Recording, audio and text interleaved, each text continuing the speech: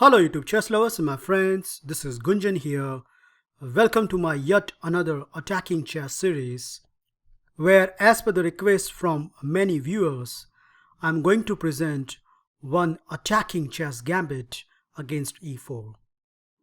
Now this gambit is a perfectly suitable for the short version of the chess games such as blitz and rapid games. However, with extensive preparation, you can definitely try in FIDE games, which can utilize as a great shock weapon. After e4, the setup I am going to recommend is Philidor defense, which arises after the following move order: e5, knight to f3, and now black play this passive move d6, which at first sight doesn't even looking like black is going for any sort of attacking position. Now, if you check this position in online database, you will find out that d4 is by far the highestly played move.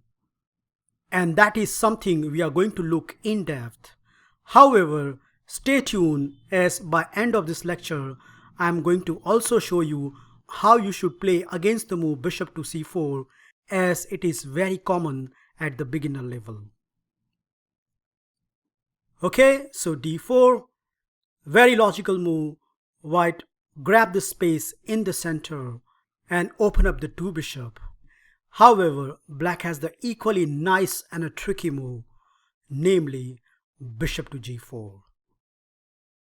This is not a new move, guys. This is an old move, and I still remember that it was frequently played until Morphy came and destroyed this line, and after that this line completely goes out of the fashion. Let me just briefly point out what is the problem.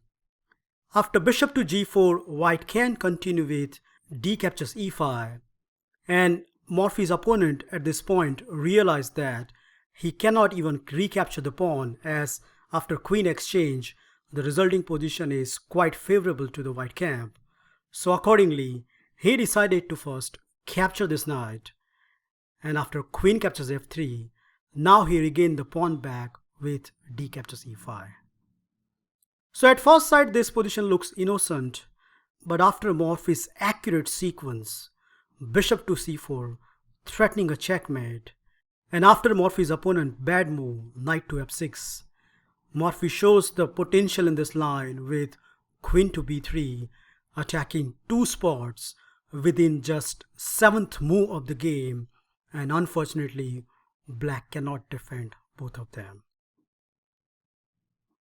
So this is the game which more or less refute the bishop to g4 setup.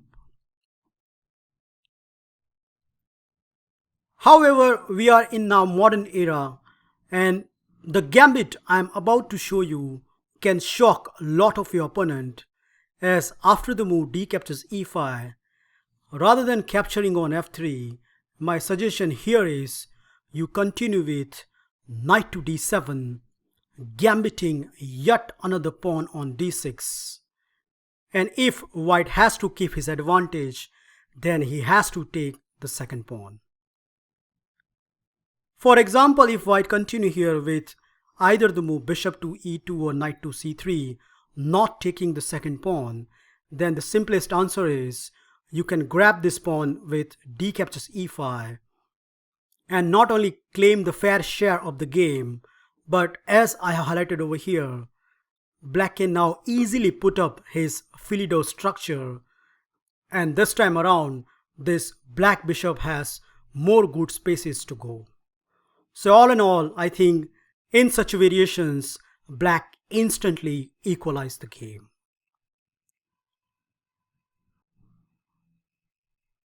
So let's check out what happens when white grab the second pawn, which is in fact again the highestly played move, and the response is very obvious.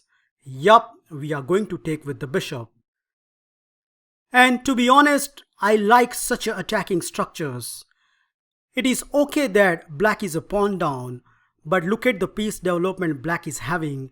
The three minor pieces are already out, and white has the only developed piece knight, which is pinned by our bishop. The good thing is there is no theory in these positions, and the most important factor you have to remember is whichever side white king goes, let's say if he goes to the king side, then we are going to go on the queen side, and that way we have a very fun and enjoyable game as a black camp. Now, to illustrate the power of this position, I like to show you a model game which will give you a clear path how you can play as a black from this position. From here onwards, game continue with bishop to e2, unpinning the knight and ready to castle on the king side. So as a black, you know now what to do. Yup, the very obvious move, queen to e7, all set to castle on the queen side. And after white castle, black indeed castle on the queen side, lining up this rook to the white queen. Now before we move on, I like to make this video very interactive. So at certain point of the game, I will ask you to pause this video and find the best attacking move. And let's see how good attacking genius sitting inside you. Here comes the first movement, guys. White continue with h3, attacking our bishop. And now ball is in your court. How are you going to respond to this move?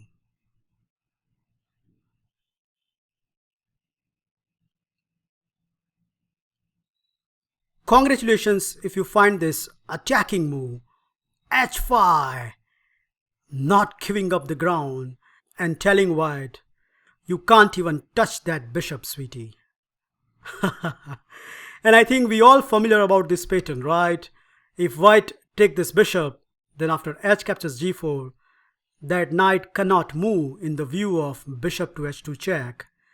And if white insists to save the piece with knight to g5, then after bishop to h2 check, king to h1, bishop to f4, discover check to the king, king to g1, and now not only black get the piece back in a style, but the open h file can be the disaster avenue for the white camp.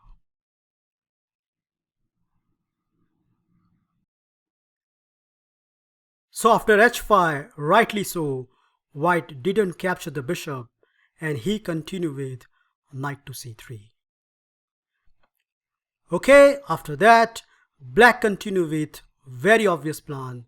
First, he captured on f3, and after bishop captures f3, now comes the second star move. Are you ready? Yup, it's g5, and position looks so scary for the white camp. Look at the queen side, he still hasn't developed, and this pawn hasn't moved where black is about to touch on the king side. As a black, you can't ask more than this. Position looks already decisive for the white camp.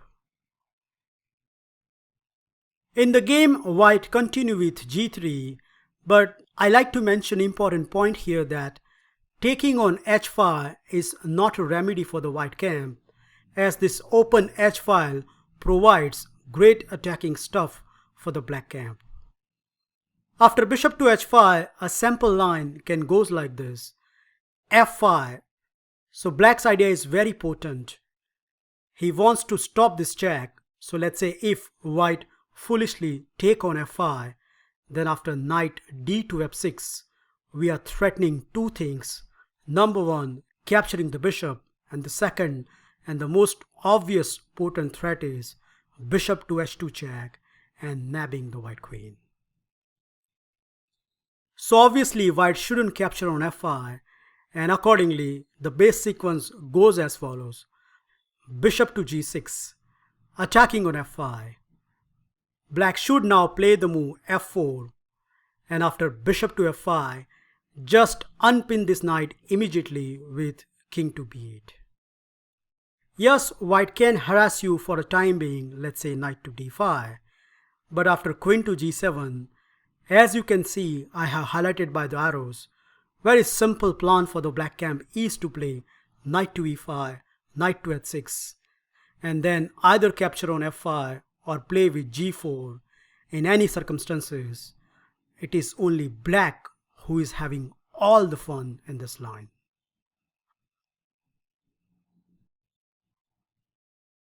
So let's check out what is going on after the move g3, which was played in the game. Well, black doesn't need any second invitation.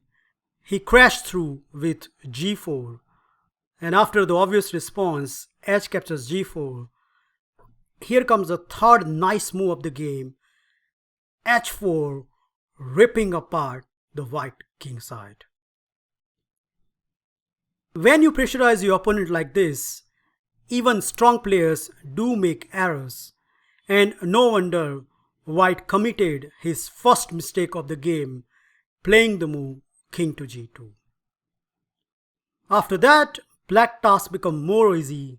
He first opened up the h file with h captures g3, and when white recaptured the pawn, black plays the winning move of the game, which you need to find out. Second time, guys, I want you to stop this video and find out a decisive move.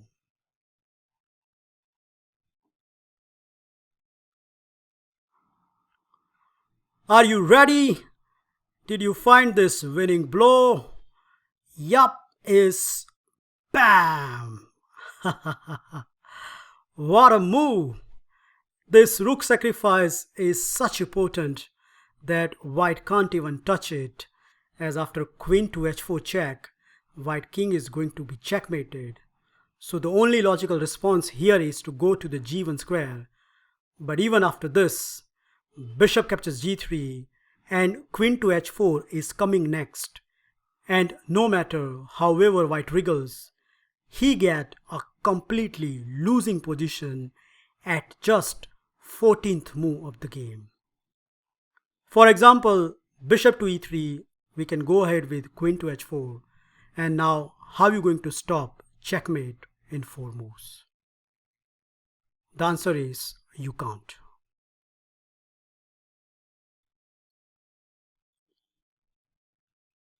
Now, before we leave, I like to mention what you should do against the move bishop to c4, which is the second most popular choice by white. And against this, our setup will remain same. Yup, we are going to play bishop to g4. And no matter however white plays, we are getting our typical Philidor structure with no problem at all. For example, if h3, then bishop to h5, and black will keep his bishop pair, and moves such as d3 doesn't create any problem, as after knight to f6, as you can see I have highlighted by the arrows, the official Philidor structure, which is rock solid, so no problem at all. And finally, if your opponent continue with d4 at this point, then again, if you recall our gambit section, yup, the obvious move, knight to d7, and black is reasonably placed. The point is, if white continue with either the move knight to c3 or c3, then we can continue with knight g to f6, again getting our typical Philidor structure. And if white continue with d captures e5, then this is even worse, as after knight captures e5, not only this knight is attacking the bishop, but as this knight is attacked twice, white has to waste one move with bishop to e2, and that way black gain a very important tempo. So more or less, this is how you should respond against the move 3 bishop to c4. That's it, guys. I hope you enjoy and learn this wonderful attacking gambit against the move e4. Remember, when your opponent play the move d captures e5, give him this root shock with knight to d7, and after pawn takes d6 and the move bishop captures d6. The fun begins when opposite side castle happen, where black leading development can be a decisive factor. Thank you for watching this video. Feel free to like, subscribe and comment, and I'll meet you in my next episode very soon. Bye and take care.